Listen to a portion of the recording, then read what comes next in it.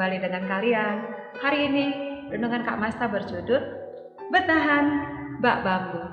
Adik-adik, Kak Masta punya cerita tentang putri bambu. Wah, ini batang yang kuperlukan, benar-benar besar. Sepertinya ini satu-satunya batang yang paling besar di pegunungan Fuji ini, kata seorang petani bambu kepada istrinya. Lalu dia memotong bambu tersebut.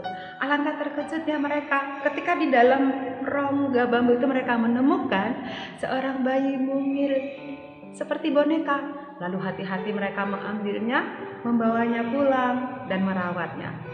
Bayi tersebut dinamakan Putri Bambu. Adik-adik, Putri Bambu ajaib sekali. Hanya dalam beberapa tahun dia bisa bertumbuh menjadi gadis cantik jelita dan lemah lembut. Dia sangat rajin, adik-adik, membantu keluarga petani tersebut dari pagi sampai malam, dan dia sangat disenangi oleh seluruh penduduk desa. Kisah tentang kecantikan Putri Bambu tersiar sampai ke istana raja, dan raja meminta kepada pesuruhnya untuk meminta Putri Bambu untuk tinggal di istana sebagai istrinya. Itu penggalan cerita tentang Putri Bambu. Kalian tahu bambu bukan? Bambu itu kalau kamu main layang-layangan, ada di tengahnya kayu. Nah, itu terbuat dari bambu. Kalau kamu makan mie, nah kan ada sungkit kan? Nah, itu juga bahannya dari bambu. Adik-adik, apa sih istimewanya bambu? Bambu ketika menghadapi angin kencang, dia tidak akan gampang tumbang. Berbeda dengan pohon besar lainnya.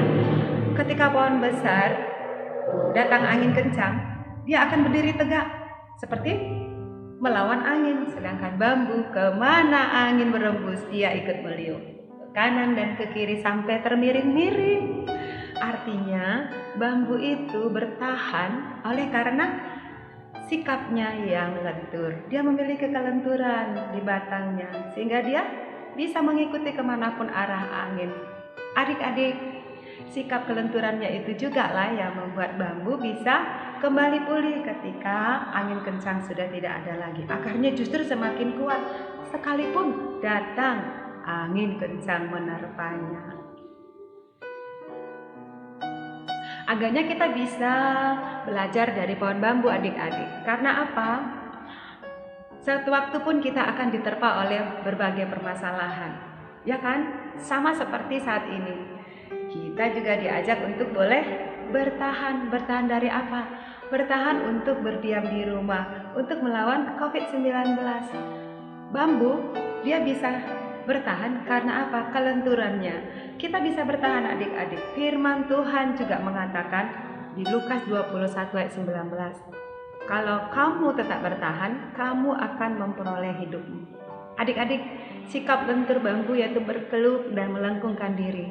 Itulah rahasia dia untuk bertahan.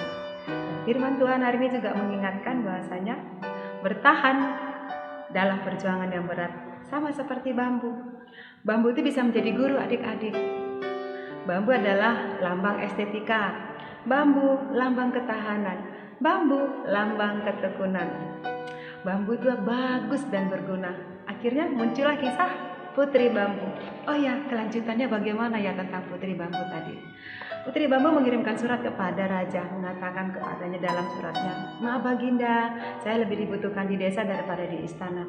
Tetapi ternyata Baginda mendesak kepada pesuruhnya untuk memaksa Putri Bambu untuk dibawa ke istana.